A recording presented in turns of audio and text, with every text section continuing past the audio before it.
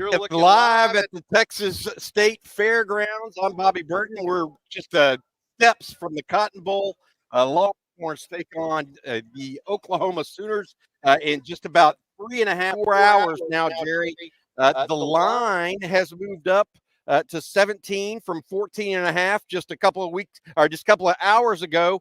Not exactly sure how that transpired or why that transpired.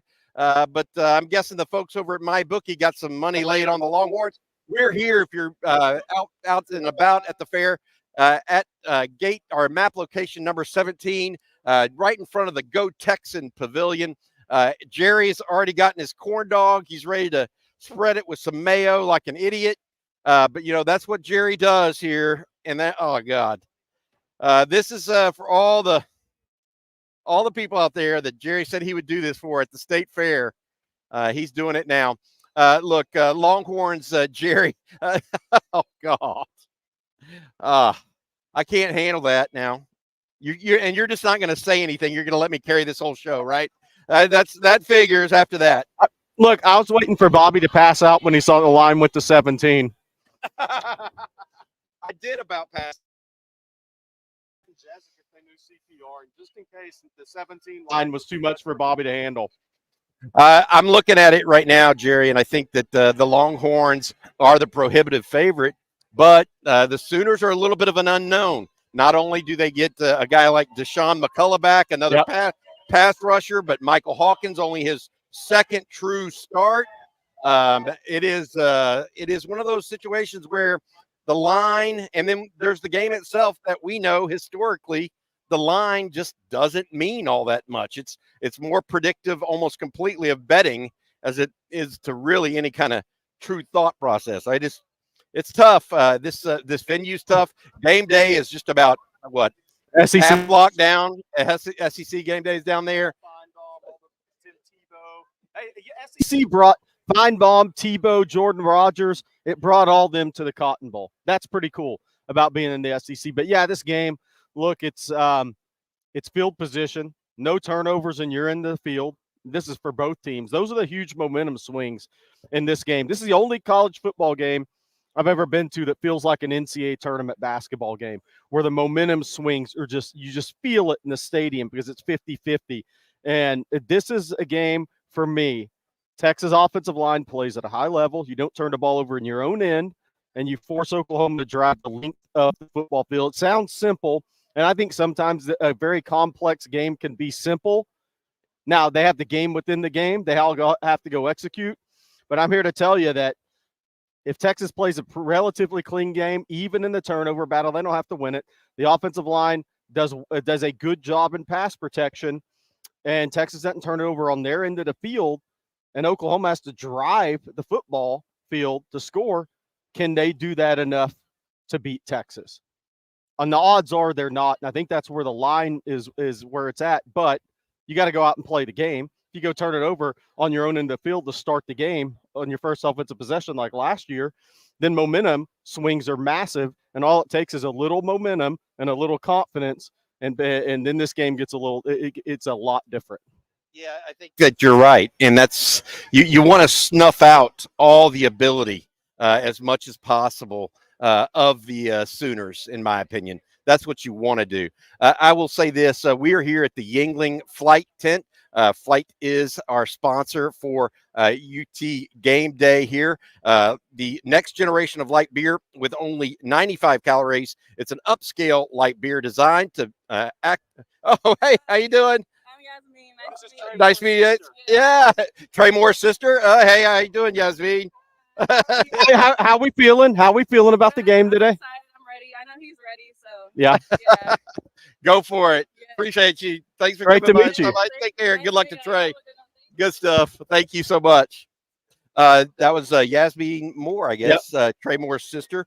I was going to say it's an upscale light beer designed to elevate the customer experience with more taste and just 4.2 carbs.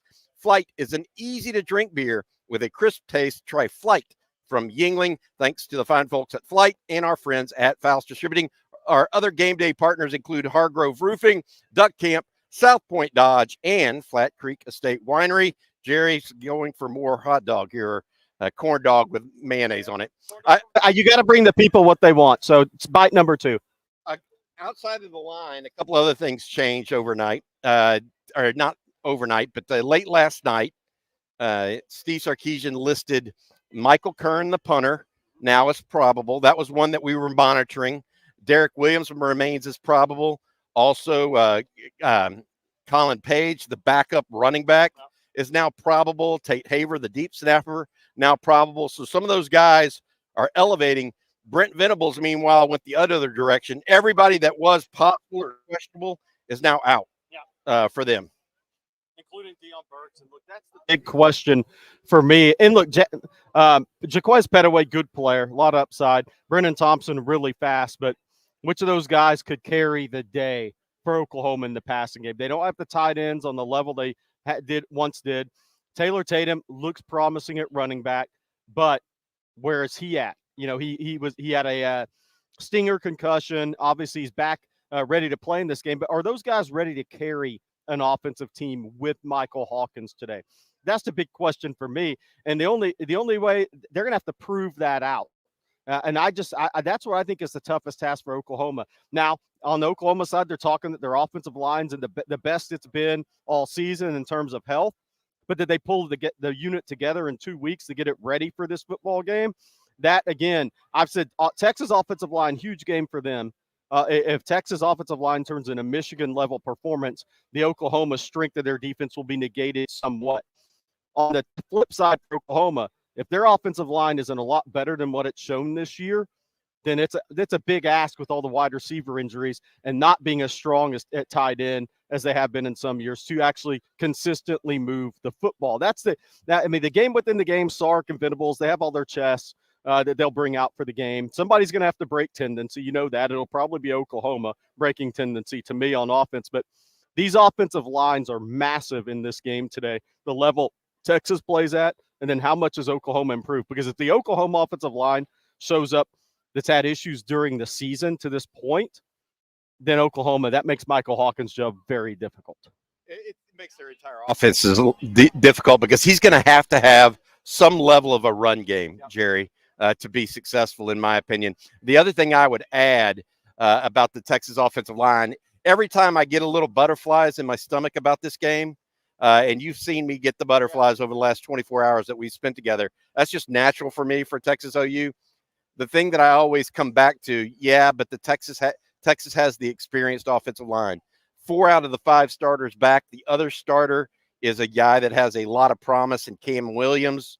Every time I start thinking, well, they're going to get to Quinn Ewers. Well, they may not be able to run the ball. Well, OU's defense may be as good as they've had under Brent Venables. I come back to the fact, yes, but Texas has a first-round offensive tackle in Kelvin Banks. They've got multiple NFL players on the offensive front.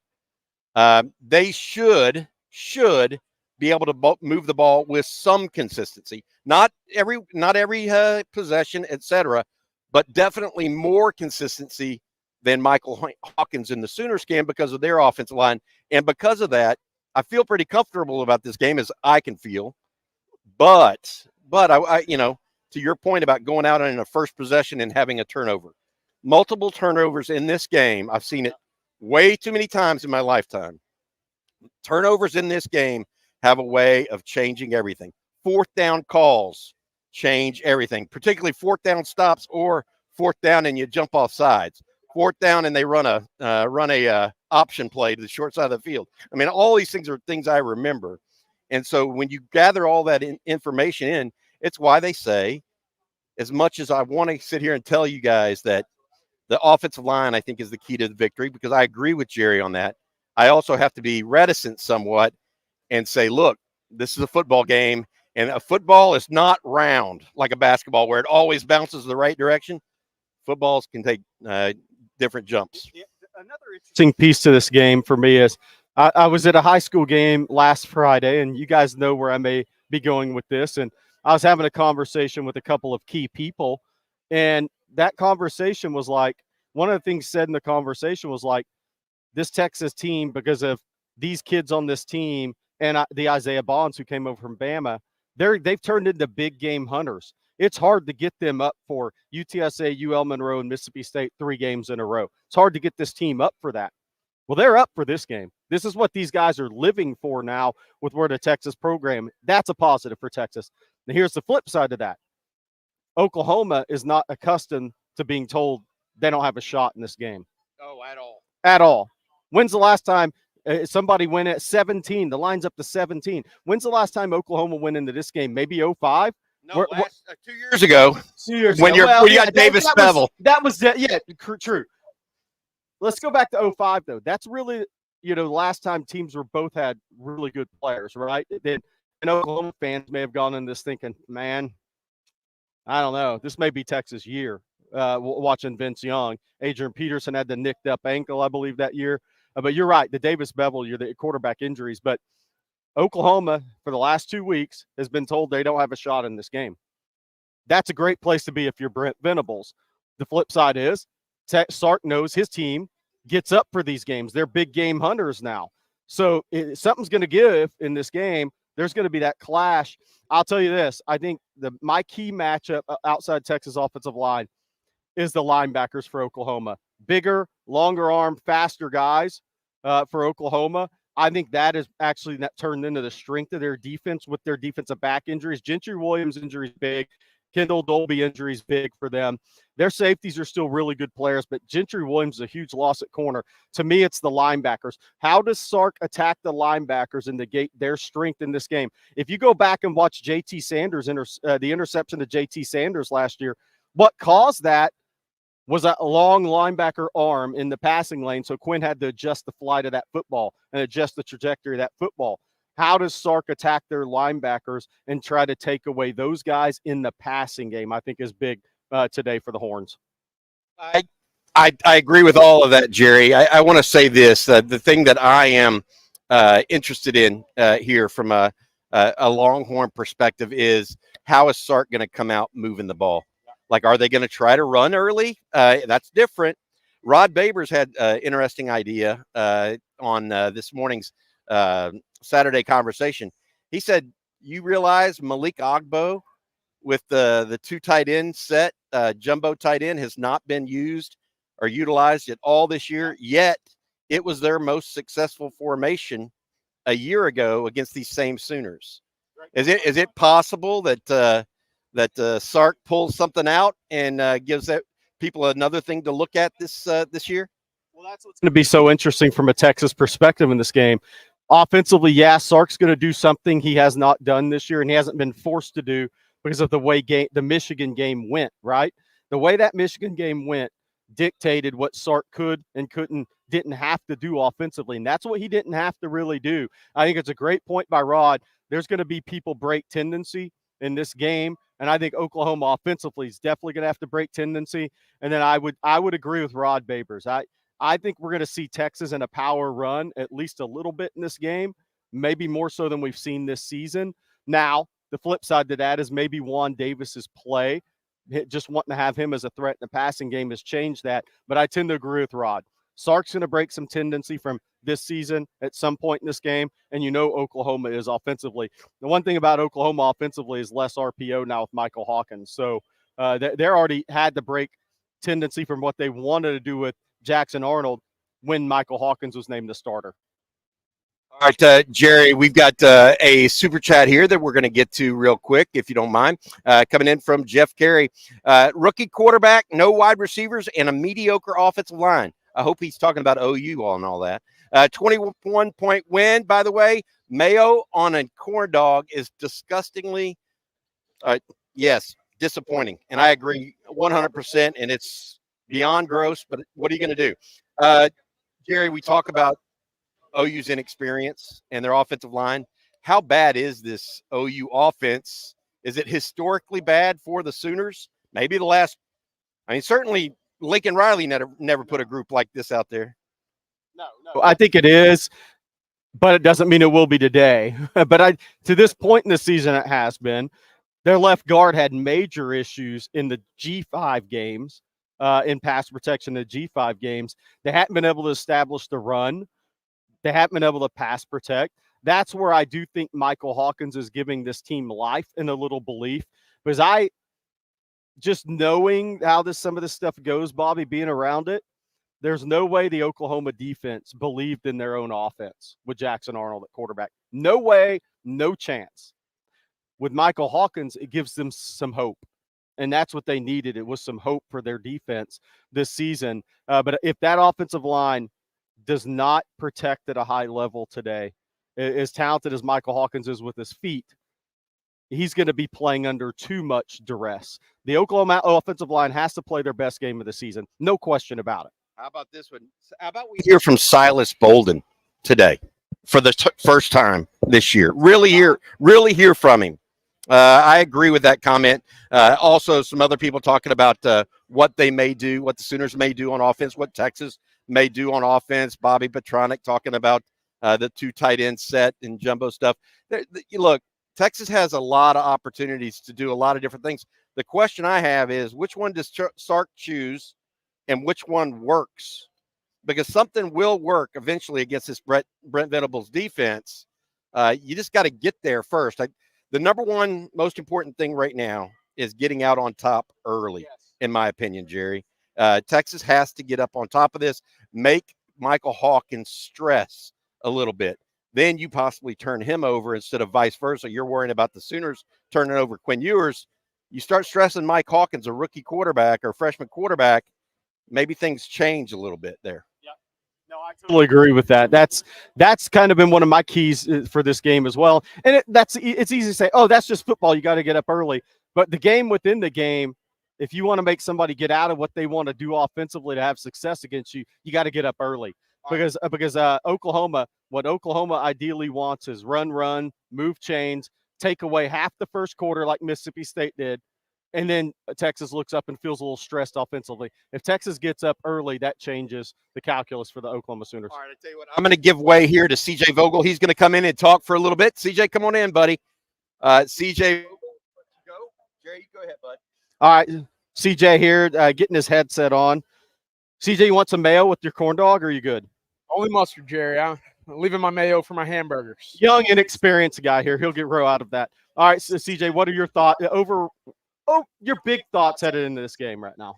Big thoughts for Texas. You got to get out quick. You can't let Oklahoma dictate the football game, as we saw 2 weeks ago with Mississippi State, right? You let Mississippi State kind of hang around in that game much longer than they needed to, and you saw it toward the second half when Texas started playing the game that they wanted to play. You let the defensive ends kind of pin their earbacks, get back after the quarterback, and it was really smooth sailing from there. However, it all starts with the hot start. You let a bad team stick around with you, that's how you get beat. Ask Alabama about that. Yeah, so what's interesting to me is for Oklahoma, CJ, and we were talking about it earlier, and is the offensive line.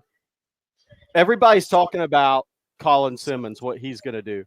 I think Barron Sorrell, these guys, Vernon Broughton, Alfred Collins, when they've watched the film, they all see opportunities across the board on the offensive line. And that is Oklahoma doesn't have to – with Colin Simmons getting all the attention, Oklahoma has to worry about a number of guys going up against this Texas defensive front. And I think that makes it different than some other teams they played this year.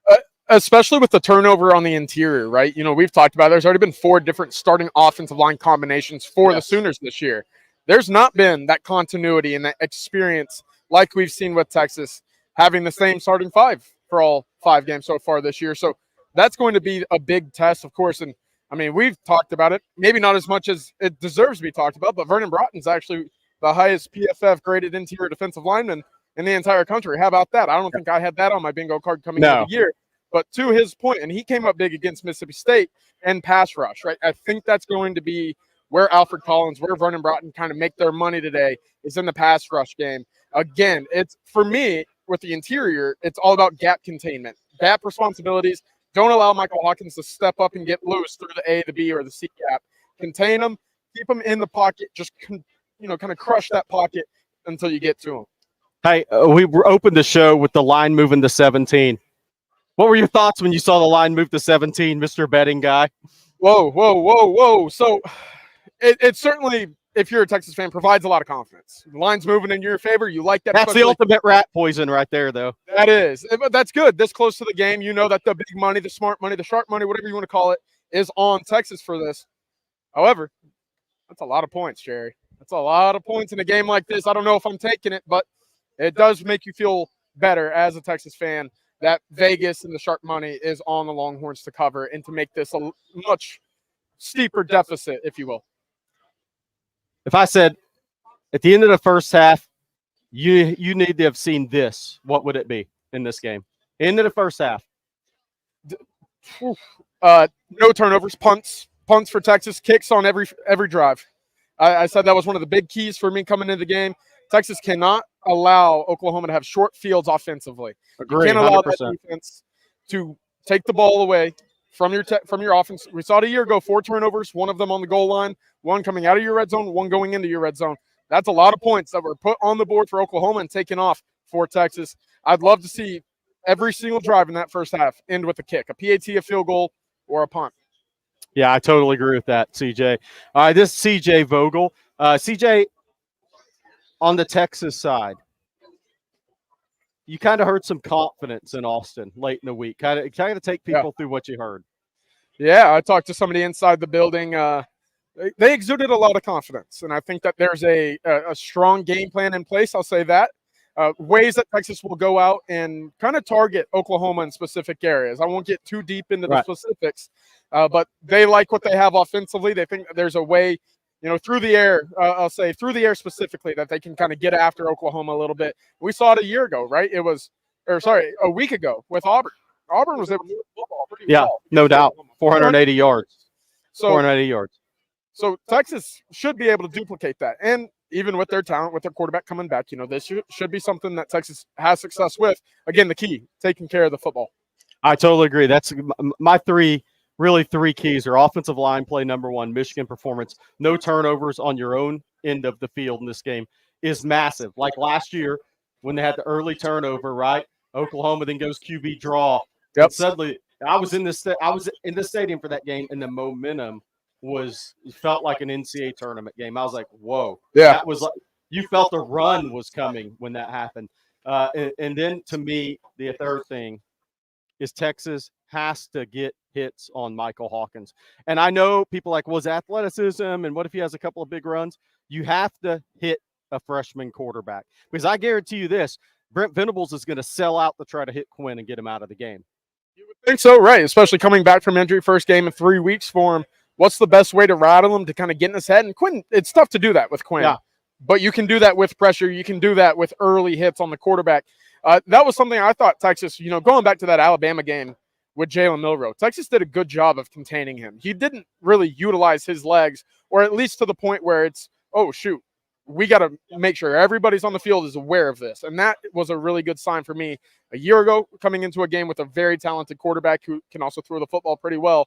I think you'll see a lot of that again today against Michael Hawkins in Oklahoma. He's going to jump in for me for a couple of minutes and talk to CJ. All right. It's exciting, man. There's a lot of buzz in the air. A lot of folks. I need to get a corn dog here. I'm not going to use the mayo. I'm not going that route.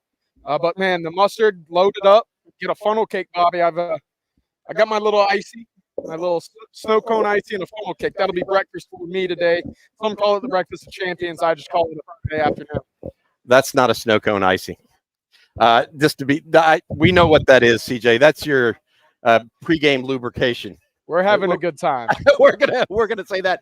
We're here at the flight tent, Yingling Lager, map location number 17. If you're here at the fair, please come join us. They're giving away free samples right now of Yingling and Flight. Flight is your choice for low-cal, low-carb beer.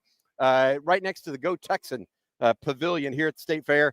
If you could look around right now, it is starting to get bigger and bigger.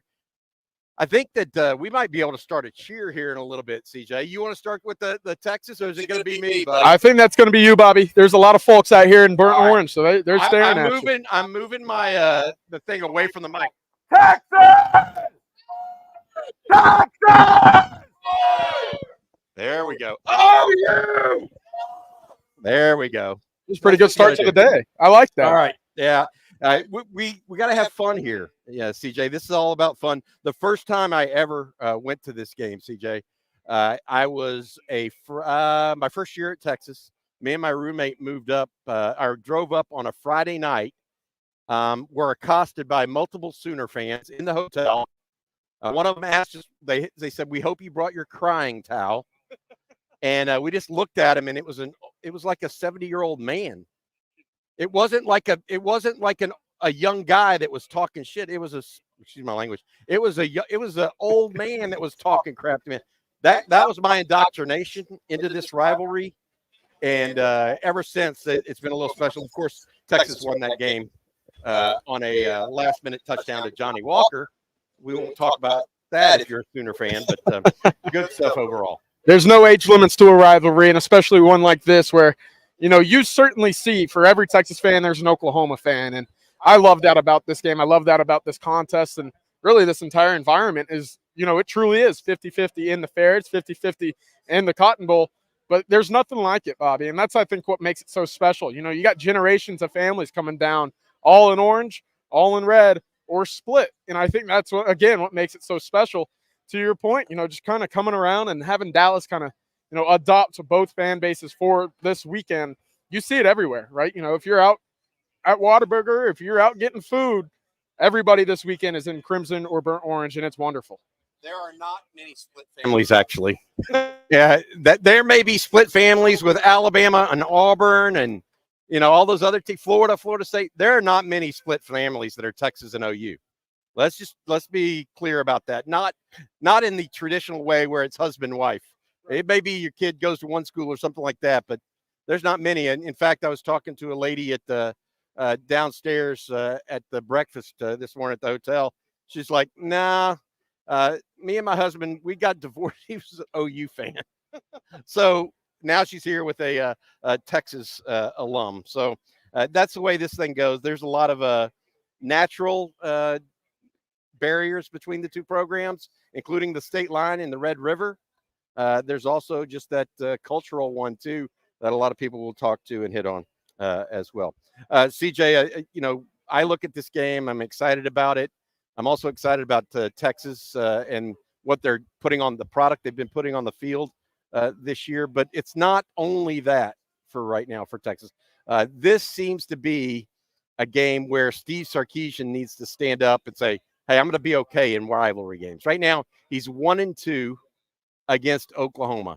He doesn't want to be 1-3 against the Sooners, especially not Brent Venables when Venables got to Oklahoma 1 year later than Sark arrived in Austin. And he should certainly look at last year as that kind of confidence or even just that learning moment to come back and win this game. Of course, you don't want to let Oklahoma get the best of you, right? You look back in the history book, and it was Mac Brown. It took him a long time to figure out Oklahoma. And, of course, once he did, Texas really started rolling.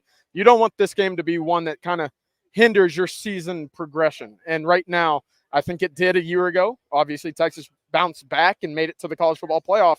But in a year where, the SEC championship is kind of your path to lose at the moment, you're on that fast track to Atlanta. This is not a game that you want to slip up in this season, but long-term, again, you don't want Oklahoma to have that DFW recruiting ground territory, Bobby. I think that's very important for Texas, and it's very important for Sarkisian to kind of get off of that 1-2 record back to 500, set things up for next year to come back in and become a winning coach in this series.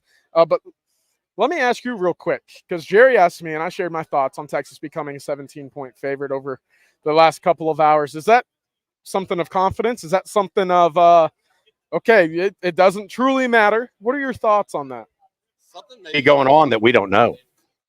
A line jumps 1.5 the day of, or in the last 24 hours, and really it's jumped 2.5 from last night, probably, or from yesterday. That's a significant. Maybe Michael Hawkins is hurt. Maybe something's going on. Who knows? We don't know it. I will add that. I've been monitoring the OU depth chart, et cetera. Everybody that we thought was going to be out is out. Everybody that we thought was going to be in is in, whether that's Taylor Tatum, the running back from Longview, Deshaun McCullough, the linebacker is expected back. That's another pass rusher for them that they'll add to the group. Jaden Jackson is expected to be fully healthy. That's a freshman defensive tackle that's started from them. So really, CJ, I think that I think it's pretty good. We'll see if there's something else other than just the fact of the matter that Texas may have more firepower than the Sooners. And And furthermore, not just firepower, it's been a little the Sooner offense has been inept at times this year. And Texas may turn the ball over once or twice today. I think that's look, they've done it every game this season. So why wouldn't they do it against the Sooners? Against the most turnover opportunistic defense probably in the country. Yeah, and so they're probably going to do it. The question is how much, and whether or not the Sooners can actually get points off of that. It's one thing to get points like they did against Auburn, where they actually turned for a pick six, but there are not every turnover is created equally, and that's I think really the only path I see to an Oklahoma win: winning the turnover battle, sacking Quinn Ewers. Otherwise, I think that the line is there for a reason, but we'll see exactly what that means. Will you do me a favor and please read our advertisement for our friends here at Flight? Next generation of light beer, only 95 calories, Bobby. I like that. It's an upscale light beer designed to elevate the customer experience with more taste than just 4.2 carbs. Flight is an easy to drink beer with a crisp taste. Try Flight from Yuengling. Bobby, I'm going to have to grab me some Flight by Yuengling here in a bit. They have free samples right now. If you want some from Flight, stop by here. We're right next to the Go Texan Pavilion. If you're inside the state fairgrounds, the traffic here has picked up considerably over the last 30 minutes since we first went on the air this afternoon or this morning.